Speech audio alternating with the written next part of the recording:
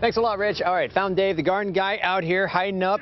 You were looking for stuff. Yeah, you know what? I was looking for all my stuff. I did a bunch of segments, and it's just been a wild morning. But, of course, along with that wild morning, it's been fairly chilly, and we want to talk a little bit about how to keep that gardener warm out in the garden, especially those last-minute type Christmas presents. I want to show off my little heated jacket. You can see this guy right here.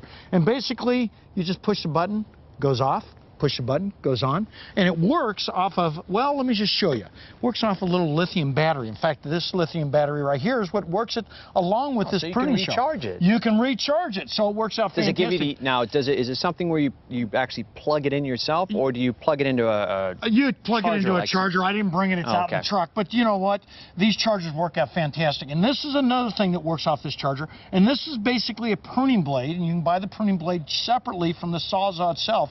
But you talk about being able to easily cut out here in the garden. It looks like a sheetrock knife. It does, and it's called the Diablo pruning blade. It works out fantastic. And then, of course, you can get yourself a little Sawzall. You can get these off online, and we talk about going online all the time, $60 to $70. But boy, does it make it real easy to go through and prune. And pruning right now is what we're all doing, especially on this deciduous type plant material. Yeah, anything that's lost its leaves this time of year normally needs to be pruned. You can prune up to 20 to 30%. So a pruning blade like this goes a long ways, making it very, very easy to prune. Now, let's talk about more gadgets. You betcha. Let's do it. And this is what we call a ratcheting, basically, pruner. And what this does, let me go right over here and just show you. What it does, and Ryan, you've probably seen this and you understand the concept, basically it has a ratcheting agent inside of it, so it makes it real easy to prune those real large branches. Real thick. And you can see that ratcheting kind of action going on right now. And what it does is it allows you to go ahead and prune through those real thick branches without using a lot of energy. Yeah, you betcha. Squeeze all the way through, put everything you have into it. And it works out real good. And you can see how well we just went right through that. And what this does is allows you to go ahead and be multifaceted, so you don't have to carry around those big old loppers. And something like this, $20 to $30, real easy to use. And then, of course, let's talk a little bit about my digging stick over here. And this is something that I usually use in place of a pit. Feel how heavy that is. Oh, I've got one of these. I don't have this one, but I've got... This is the only way to dig a hole out here in the southwestern Arizona, You betcha. Oh, man. In fact, if you've ever tried to pick, you talk about something that's really tough. But something like this, all the work's right in the weight itself. And you can drop it. Yeah, you can almost drop it. And boy, I'll tell you what, it will take out a chunk of soil in our hard caliche type dirt we got out here. It's kind of a bad example because your soil is already soft. My soil is so good. You know what? I've got soil that's so deep here and so rich, it's just unbelievable. So, but if you want to make it so that your garden soil is something like this, this works out fantastic. If you're doing some landscaping out front or out back, it is definitely worth the money to get one of these. Now, it's no question. It's a workout. Your upper body's going to get a workout throwing this thing down on the ground. But you know what? Nothing wrong with it. That's better than using a regular shovel. And why don't you pull over our chainsaw right here? Let's just show this. This is a chainsaw, and this is a pocket chainsaw. And what we use this for is if you got those big old long limbs or tall limbs up in those trees, you can go and take something like this and go on up in those trees. You got trees that are real high like we've got up here.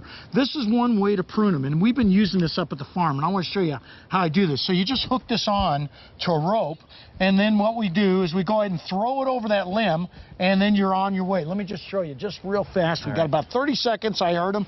And what we do is we'll just throw that up. I see. So that's how you get it up. You that's throw how the you rock get it up, or whatever up and around. And then you're going back and forth on it, and you're getting rid of the limb. So without having to climb way up into a ladder or anything like that, goes a long ways towards doing it and makes it very simple to prune, especially on those real tall trees.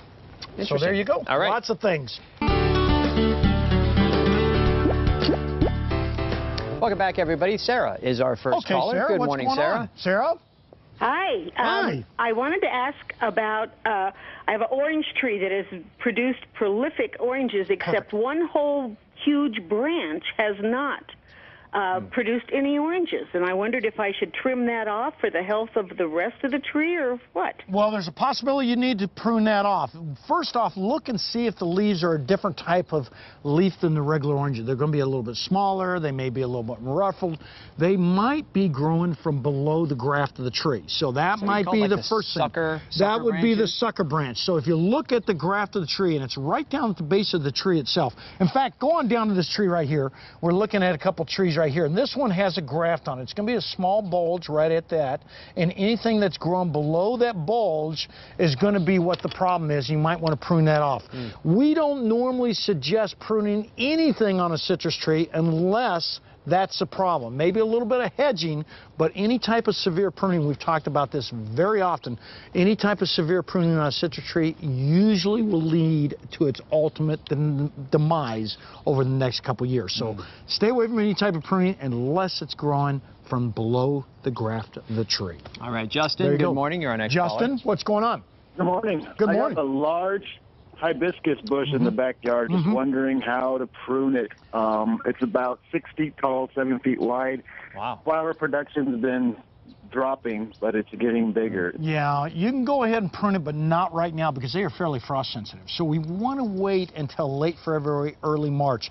Light type pruning during that period of time is the ideal situation. No more than 20 to 30%. Regular fertilization, again, thin skin type wood, so you may get some kind of sunburn on it if you remove a lot of that foliage. So make sure you fertilize it very well to throw that, basically that foliage out. Now when we fertilize, normally about Valentine's Day is the ideal situation. So we'll fertilize first, then we'll go ahead and prune approximately 20 to 30 days later. Will he get more flowers just by pruning? He will go ahead and push out more flowers by pruning, but you've got to be very careful because of the fact if you over prune, ultimately you're not going to get a whole lot of flowers. So 20 to 30% is going to be the ideal situation. Gotcha, Go ahead. okay. Hey, Lisa, I didn't catch the next name. Judy, good morning. Judy, what's going on? Yes. Where do you buy that white freeze cloth that you White talk frost about? cloth, Because yeah.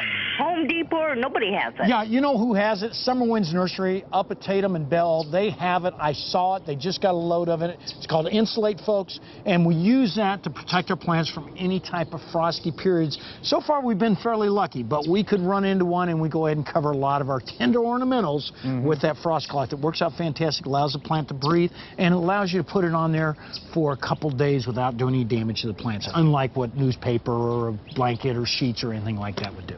Dave, you're our next caller. Dave? Dave, go ahead. Morning. How you doing, Dave? Good, good, bud. What's going on? Hey, I have a greenhouse, and I have a lot of different vegetables, but mainly my broccoli, cauliflower, and kale. I have this little white or little green caterpillar that's eating on the Did you leaf. hear that? Yeah. So he's got some broccoli and cauliflower. He's got a little green caterpillar that's eating stuff Okay, off what we want in to a do greenhouse. is, I could not hear the question, but what you want to use is Thurside or Dipel. That's the ideal situation. You can pick that up at most of your local nurseries. It's perfectly natural, and we don't have usually we have any it of it out here.